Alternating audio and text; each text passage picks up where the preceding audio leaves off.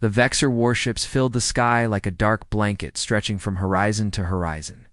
There were thousands of them. Each one was bigger than a city, covered in weapons that could turn mountains into dust. They had conquered 400 worlds in the last century alone. No species had ever defeated them. No species had even come close, and now they had come for Earth. General Marcus Cole stood in the underground command bunker and watched the screens showing the invasion fleet. His coffee had gone cold 3 hours ago. He had not slept in 2 days. Around him, soldiers and scientists worked frantically at their stations, but everyone knew the truth. Earth's military had fought bravely. They had destroyed perhaps 50 enemy ships. The Vexor had simply sent more. "Sir," a young officer said, "the aliens are demanding our surrender again." Cole did not respond. He was watching a different screen, one showing a massive structure hidden in the Nevada desert. It was humanity's last hope. It was also, he had to admit, probably the dumbest thing ever built. The door to the command center opened, and Ambassador Kethval walked in. He was tall and thin, with gray skin and 4 eyes arranged in a diamond pattern on his face. He represented the Galactic Council, an organization of hundreds of advanced species who watched over the known universe. They had rules against interfering in conflicts. They had rules against providing weapons to primitive species. They had lots of rules. What they did not have was any intention of helping humanity survive. General Cole Kethvalium said, his voice carrying the bored tone of someone watching something predictable. "I am here to observe your species' final hours. It is required by Council protocol. When a species faces extinction, we document it for historical purposes." Cole turned to look at the alien ambassador. "You're here to watch us die. I am here to record it." Kethbal's 4 eyes blinked in sequence. "Though I admit, several council members have placed wagers on how long your world will last. The current average estimate is 6 hours. 6 hours. Cole almost laughed. "That's generous of them. I thought so too." Kethval moved to stand beside the general, looking at the screens. "Your species fought better than expected. You actually damaged some of their vessels. Most primitive worlds simply burn. You should take pride in that." Cole felt anger rise in his chest, but he pushed it down. Anger would not help now. "Only Gary could help now, Ambassador," he said. "Would you like to see something interesting before we all die?" Kethval's eyes showed what might have been curiosity. "I suppose I have time." Cole led the ambassador through the bunker and into a transport vehicle. They drove for 20 minutes through underground tunnels until they emerged into a massive hidden facility. And there, filling the enormous space like a metal giant, was Project Gary. It was a cannon. That was the simplest way to describe it. A massive electromagnetic cannon, 200 meters long, pointed at the sky through a retractable roof. Hundreds of engineers swarmed around it, making final adjustments. Forklifts carried strange cargo toward the loading area. Kethval stared at it for a long moment. Then he made a sound that Cole realized was laughter. "This," the ambassador said, "is your secret weapon? A kinetic launcher? We call it Gary. Gravitationally accelerated randomized eater. You named your species' last hope. Gary, the acronym worked out that way. We decided to keep it." Kethvalium laughed again, harder this time. "General, I have seen 1,000 species face extinction. Many of them built desperate weapons in their final days. But this might be the most primitive thing I have ever witnessed. It has no targeting computer, no warhead guidance, no energy amplification. It simply throws things. At about 40% of light speed, yes. What do you intend to throw?" Cole pointed at the loading area. Kethvalium looked. His laughter died in his throat, replaced by confusion. Workers were loading 17 Honda Civic automobiles into the cannon's magazine. Each car had been filled with concrete and welded shut. "Can't be serious," Kethvalium said. "We're completely serious." "General Cole, the Vexor have shields that can stop plasma weapons capable of cracking planets. They have point defense systems that can shoot down 1,000 missiles per second. They have armor made from materials that do not exist naturally in this universe." Kethvalium shook his head. "And you want to throw cars at them? That's the plan. The ambassador pulled out a communication device and spoke rapidly in his own language. Cole did not understand the words, but he understood the tone. Kethvalium was telling the Galactic Council about humanity's ridiculous final weapon. He was making sure everyone would know about this. He was making sure humanity would be remembered as a joke. Cole did not care. He had stopped caring about what aliens thought about humanity the moment they refused to help. "Gary is ready to fire," Dr. Elena Vasquez announced over the intercom. She was the scientist who had designed the weapon. She was also, Cole thought, either a genius or completely insane. Possibly both, Cole said. The chamber shook. The noise was beyond anything Cole had ever experienced. A sound that seemed to bypass his ears and vibrate directly in his bones. The roof opened. The electromagnetic rails glowed white-hot. And 17 Honda Civics, packed with concrete and traveling at 120,000 kilometers per second, shot into the sky. Kethvalium watched the screens with his 4 eyes. The projectiles were too fast to track visually. They were simply there one moment and gone the next. Crossing the distance to the Vexor fleet in a handful of seconds, the Vexor flagship was called the Eternal Dominance. It was 3 kilometers long. It had shields that could withstand the combined firepower of 100 lesser warships. It had point defense systems created by the greatest military. Engineers in the galaxy? None of that mattered. The shields were designed to absorb energy. The cars carried no energy to absorb. The point defense systems were designed to target incoming missiles by their guidance signals. The cars had no guidance signals. The armor was designed to resist weapons that wanted to get inside. The cars did not want anything. They were simply mass, moving very fast. The Eternal Dominance exploded. Kethvalium dropped his communication device. His 4 eyes went wide. His mouth opened, but no sound came out.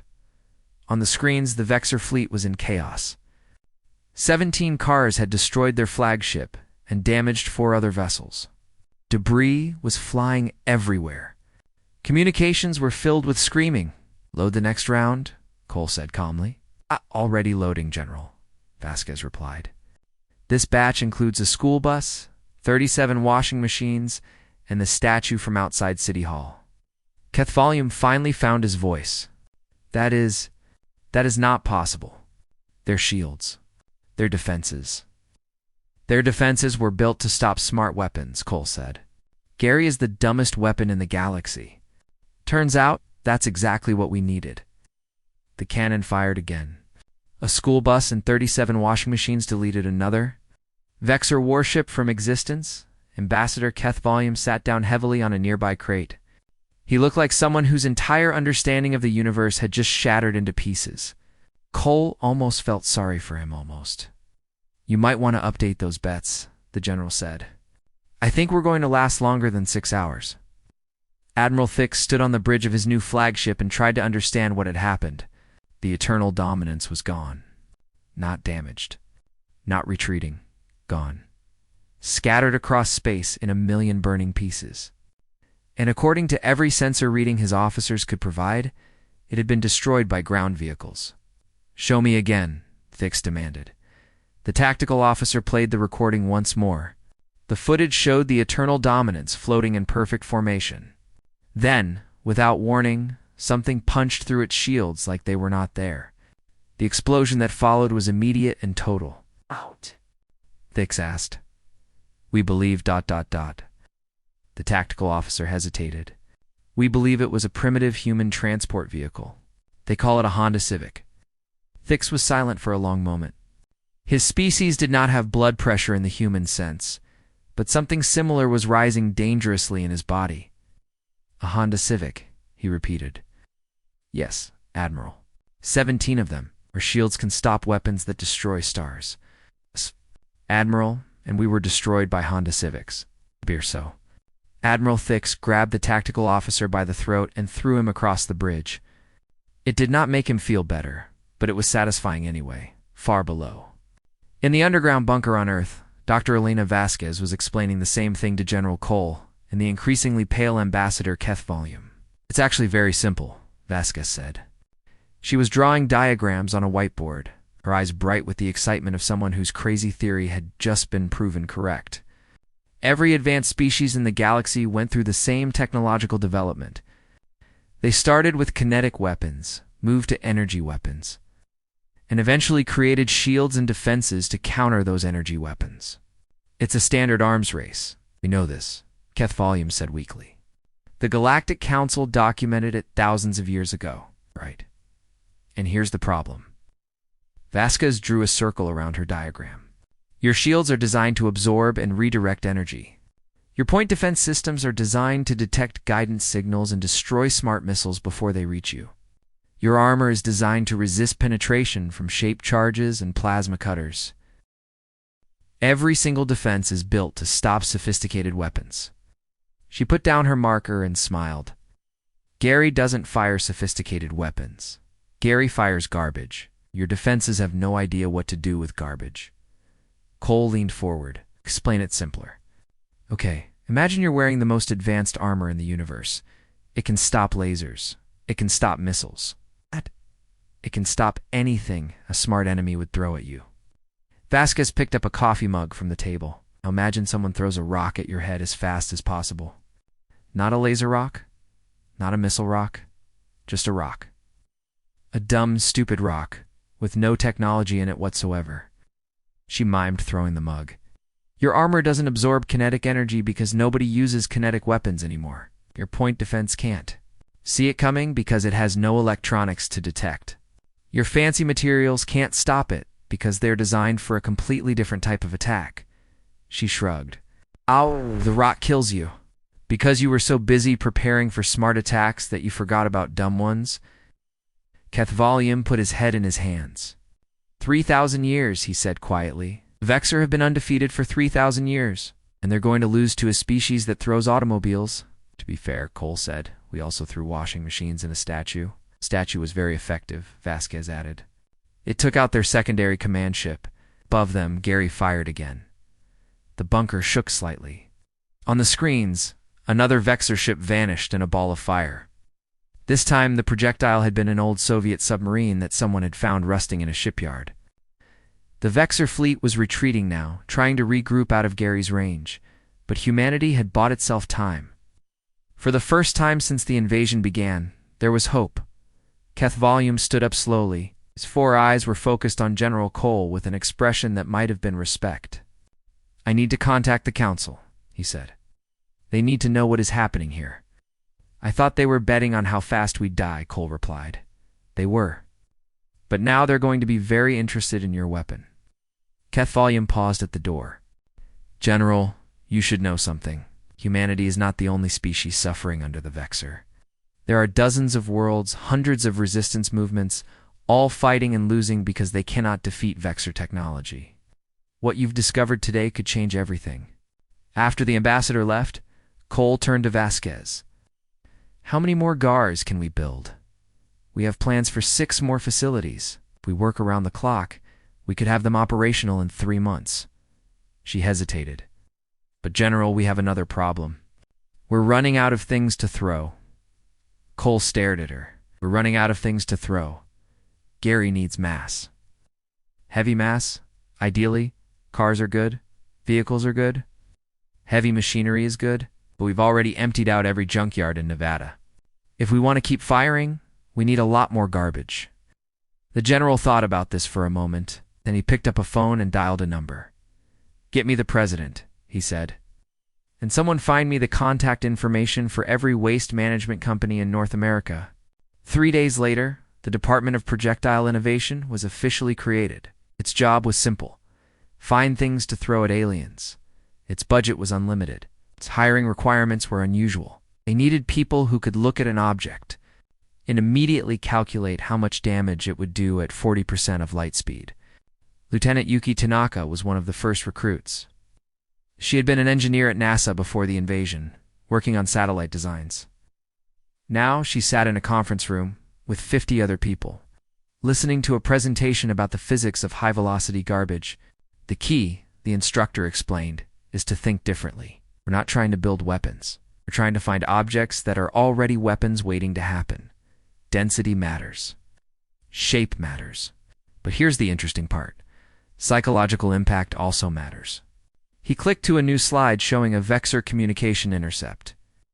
After we destroyed their flagship with Honda Civics, their fleet commander had a nervous breakdown, not because of the damage, because he couldn't understand why we would use cars as ammunition. His brain simply could not process it. The instructor smiled. When your enemy is confused, they make mistakes. When they're confused and terrified, they break. Tanaka raised her hand. So you want us to find projectiles that are effective and psychologically disturbing? Exactly. We want them to look at what's coming and feel true despair. Not because they can't stop it, but because they can't understand it. Tanaka thought about this.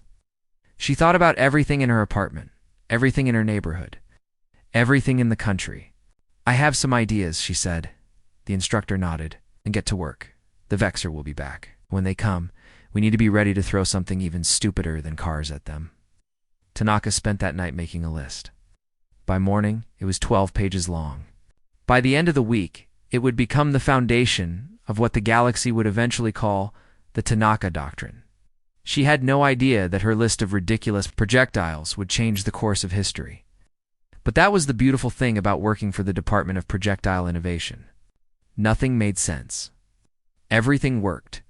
And somewhere out in space, Admiral Thix was having nightmares about washing machines. The Vexor came back 6 weeks later. They had modified their shields. They had upgraded their sensors. They had spent countless hours studying the human weapon and developing countermeasures. Lieutenant Yuki Tanaka watched the approaching fleet from the command center and felt excitement bubbling in her chest. She had been waiting for this moment. She had been preparing for it. How many ships? General Cole asked. 300, the tactical officer reported. They've reorganized into smaller, more mobile formations. They're staying spread out to minimize the impact of our projectiles. Cole nodded. It was a smart adjustment. Hitting a spread-out fleet was harder than hitting a clustered one. Also installed new shield harmonics, the officer continued. Our analysis suggests they're trying to create barriers that can disrupt solid matter. Will it work? Cole asked. Dr. Vasquez shook her head. It might slow down smaller projectiles. But anything with enough mass will still punch through. Physics doesn't care about shield harmonics. Alahaha stepped forward. Daha. General, I'd like to present my recommendations for this engagement. Cole looked at the young lieutenant. She had only been with the Department of Projectile Innovation for a month, but her reports had been impressive. Strange, but impressive. Go ahead. Tanaka pulled up a display showing various objects. The Vexor have shown increased psychological vulnerability to objects they recognize but cannot understand as weapons. My doctrine focuses on maximizing this confusion. She pointed to the first image. For our opening volley, I recommend frozen turkeys. Frozen turkeys, Cole repeated. 20,000 of them. We emptied every cold storage facility in the Midwest. She moved to the next image. For the second volley, commemorative Elvis plates. We found a warehouse in Memphis with 300,000 units that never sold. Elvis's plates. They have surprisingly good mass-to-size ratio. Plus, the image of a human face will appear on their sensors before impact. Our psychological team believes this will cause significant distress. Cole turned to look at Vasquez, who shrugged. I stopped questioning her ideas after the rubber duck experiment, Vasquez said. Somehow they always work. The Vexor fleet entered range. On the screen, 300 warships moved in careful formation, their new shields glowing with enhanced power. Admiral Thix had been replaced after his breakdown. The new commander, Supreme General Korath, was considered one of the finest military minds in the Dominion. He had studied human tactics for weeks. He had prepared for every possibility. He was absolutely certain that whatever strange projectiles the humans fired, his fleet would survive. Gary fired. 20,000 frozen turkeys streaked across space at 40% of light speed. At that velocity, each turkey carried the kinetic energy of a small nuclear weapon. The Vexor sensors detected them coming. The new shields activated. The point defense systems attempted to track them. The shields slowed the turkeys slightly. It did not stop them. 14 ships exploded. 20 more. suffered critical damage.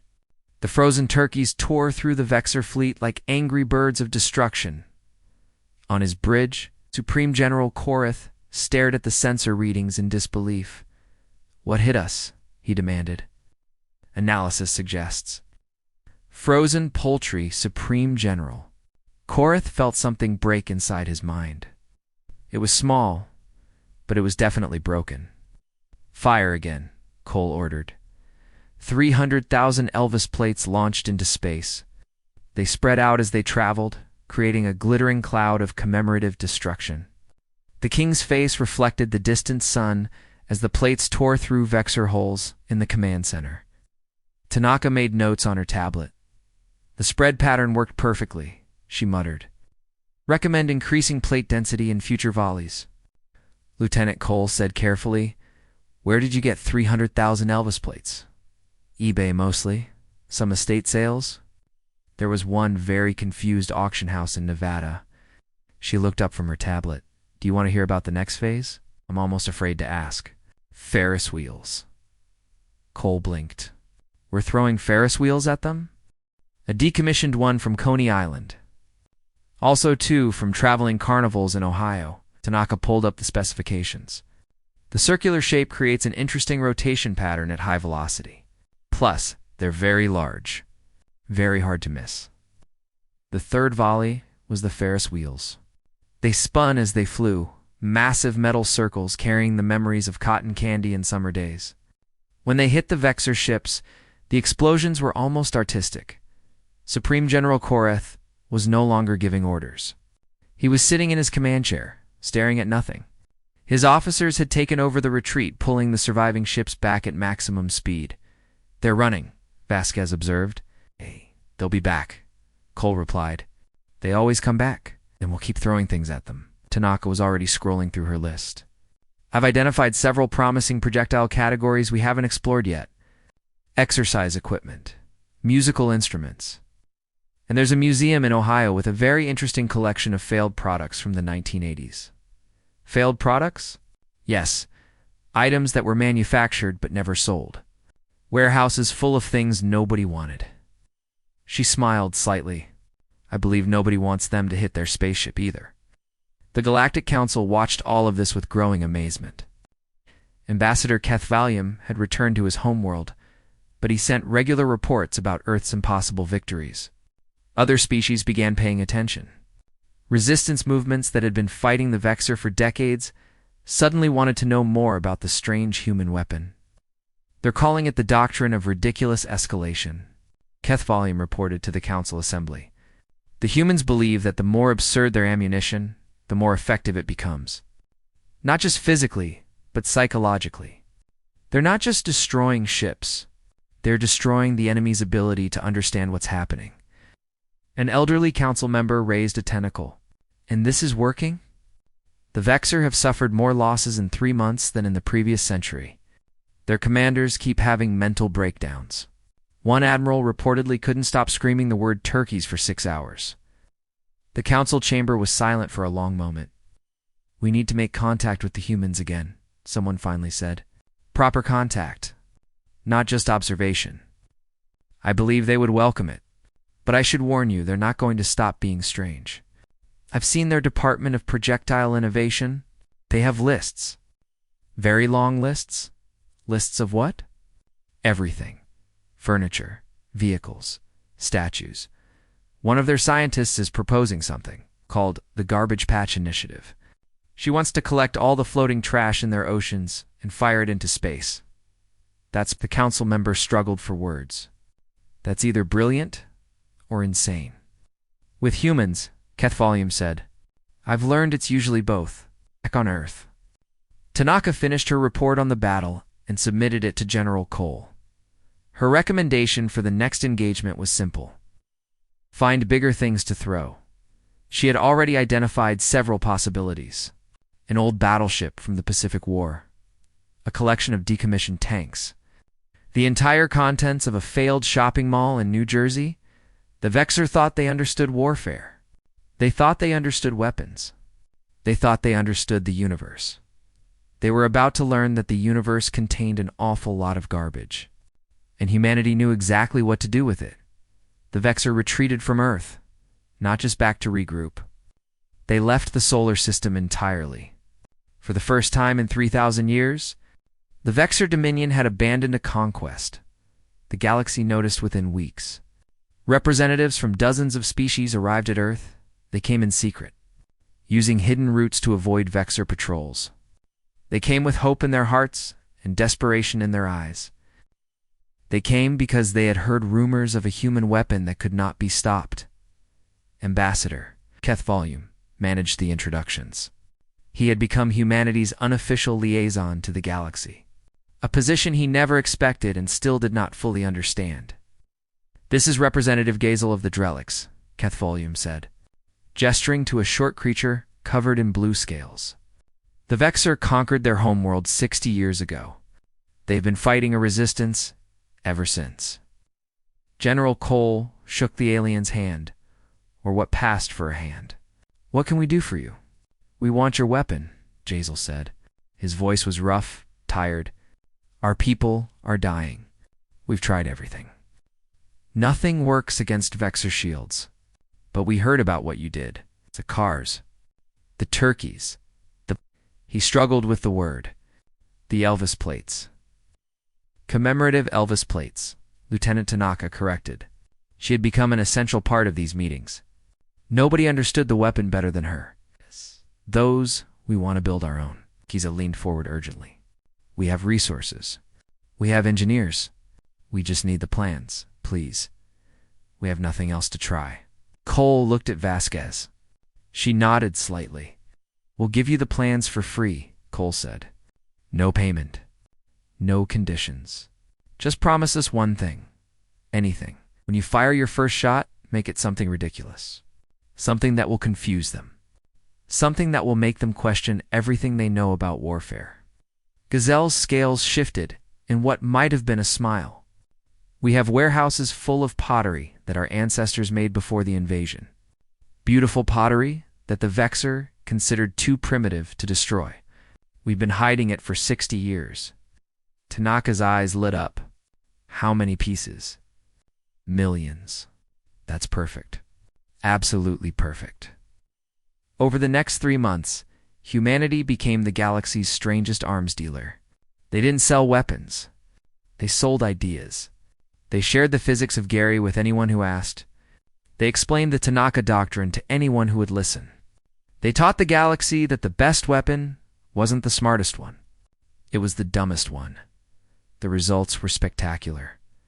The Drelix liberation began with a barrage of ancient pottery. Each piece was a work of art. Each piece was also traveling at 40% of light speed. The Vexor garrison above their world was destroyed in 3 hours. The Korathi uprising used shipping containers full of sand. Simple sand heated and compressed into dense blocks. Sand that had sat in deserts for millions of years. Sand that the Vexor had walked on without ever considering it a threat. Now that sand was punching holes through their cruisers, the Pelax revolt was particularly creative. They collected expired food products from across their continent and launched them at the occupation fleet. Something about the image of alien soldiers being killed by old canned vegetables struck a nerve with other oppressed species. Recruitment for resistance movements tripled.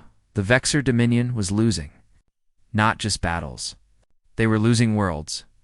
They were losing their reputation. They were losing their ability to make other species afraid. The Galactic Council held an emergency session. The Vexor demanded that kinetic weapons be banned. They argued that throwing random objects at spaceships was uncivilized.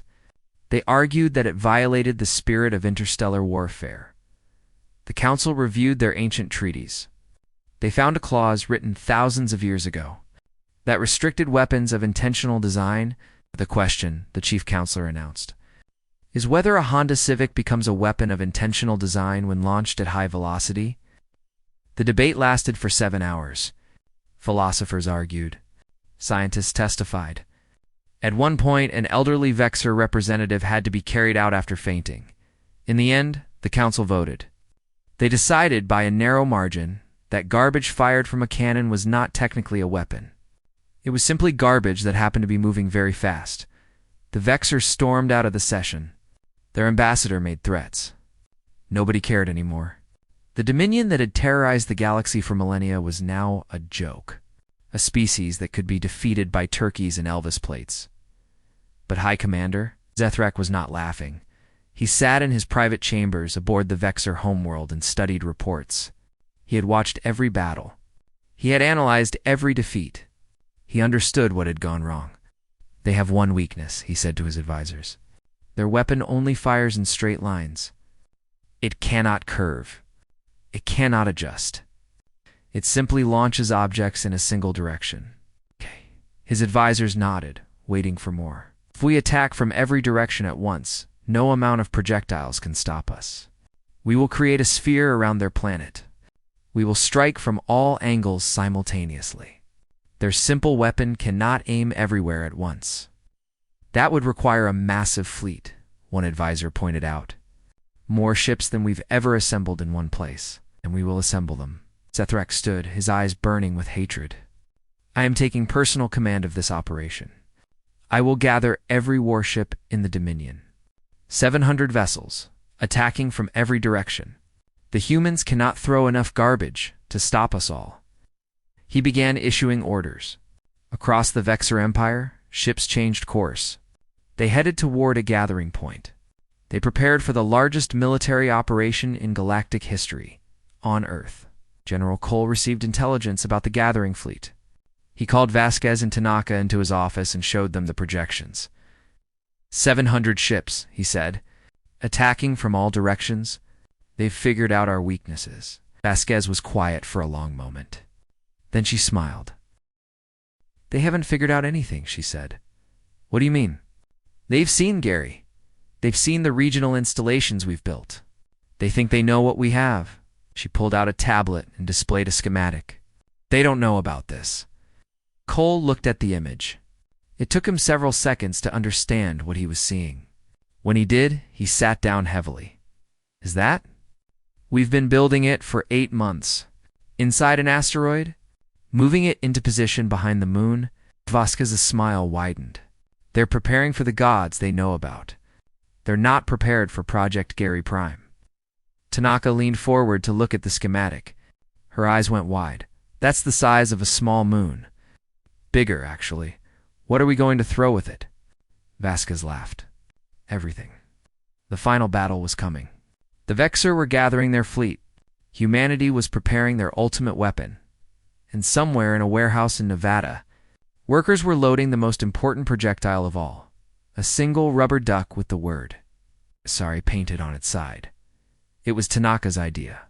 Of course it was Tanaka's idea. High Commander Zethrak stood on the bridge of his flagship and looked at the tactical display with satisfaction. 712 warships surrounded Earth in a perfect sphere. Every angle was covered. Every escape route was blocked. There was nowhere for the humans to run. "To begin final approach," he ordered. The fleet moved as one, closing the distance to the blue planet that had caused so much trouble. On Earth's surface, the human cannons could only aim at a fraction of the incoming ships. Zethrak had done the mathematics. Even if the humans fired continuously, they could only destroy perhaps 50 vessels before the rest. Reach bombing range. 50 losses for the complete destruction of humanity. It was an acceptable price. "Human transmissions are increasing," his communications officer reported. "They're sending distress calls to the Galactic Council." Zethrak smiled. "Let them beg. The Council cannot help them. No one can help them now. It's far away, hidden behind Earth's moon." Dr. Elena Vasquez watched the Vexer fleet approach on her screens. She sat in the command center of Project Gary Prime, a cannon so large it had been built inside a hollowed asteroid. The electromagnetic rails alone stretched for 50 kilometers. The power generators could have lit up a continent. "They're in position," Vasquez said calmly. General Cole's voice came through the communication system from Earth. "All regional GARs are ready to fire. We'll take out as many as we can to sell the illusion." "Understood." "We'll wait for them to commit to their attack run." Lieutenant Tanaka sat beside Vasquez, reviewing the projectile list one final time. "The Great Pacific Garbage Patch is loaded in Section 1. Compressed to maximum density. It should fragment into approximately 4 million pieces on exit. The aircraft carriers? 17 of them in Section 2. Decommissioned vessels from 6 different countries. The British insisted we include theirs. The International Space Station. Section 3. Reinforced with concrete and surrounded by 2,000 metric tons of scrap metal from auto recycling plants. Vasquez nodded. And the rubber duck? Tanaka held up a small yellow object. It fit in the palm of her hand. The word sorry was painted on its side in neat black letters. I'll load it myself, Tanaka said. I want to aim it personally. Aim it at what? Zethrak's bridge. Right at his window. I calculated the trajectory 6 times. Vasquez almost laughed. You're going to kill the High Commander of the Vexor Dominion with a rubber duck. No. Tanaka smiled slightly. I'm going to make sure the last thing he sees is something he cannot possibly understand. That's the Tanaka Doctrine. Maximum confusion at the moment of death. On Earth, the regional guards opened fire. Projectiles streaked toward the Vexor sphere from multiple ground positions. Cars, trucks, construction equipment. The familiar chaos of human warfare. Zethrak watched the incoming fire with contempt. Point defense. Engage what you can. All ships maintain formation. They cannot cover every angle. He was right. For every ship that exploded, dozens more continued their approach. The sphere was shrinking, closing around Earth like a massive fist. Soon they would be in bombing range. Sir, an officer said nervously, we're detecting an anomaly behind the planet's moon. What kind of anomaly? It appears to be a small moon, but it wasn't there yesterday. Zethrak felt something cold touch his spine. Show me. The display shifted. Behind Earth's moon, partially hidden from view, something massive was moving. It looked like an asteroid. It was the size of a small moon, and there was something wrong with its shape. Something was opening. All ships, Zethrak suddenly shouted. Evasive maneuvers. Break formation. Break formation. Too late. Gary Prime fired. The first projectile was the Great Pacific Garbage Patch, collected over months and compressed into a dense mass the size of a football stadium.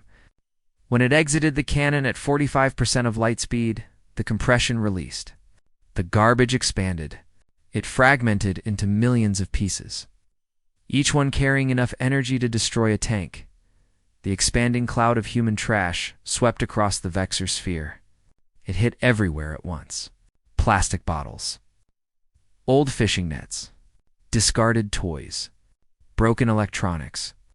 The accumulated waste of human civilization is traveling faster than anything had a right to move. 300 ships died in the first second. The aircraft carriers came next. 17 massive vessels, military symbols of half a dozen nations, now united in their purpose. They spread out as they flew, each one heading for a different section of the remaining fleet. Some hit directly. Others exploded near their targets, filling space with deadly fragments. Another 100 ships vanished. The International Space Station, humanity's first home among the stars, made its final journey.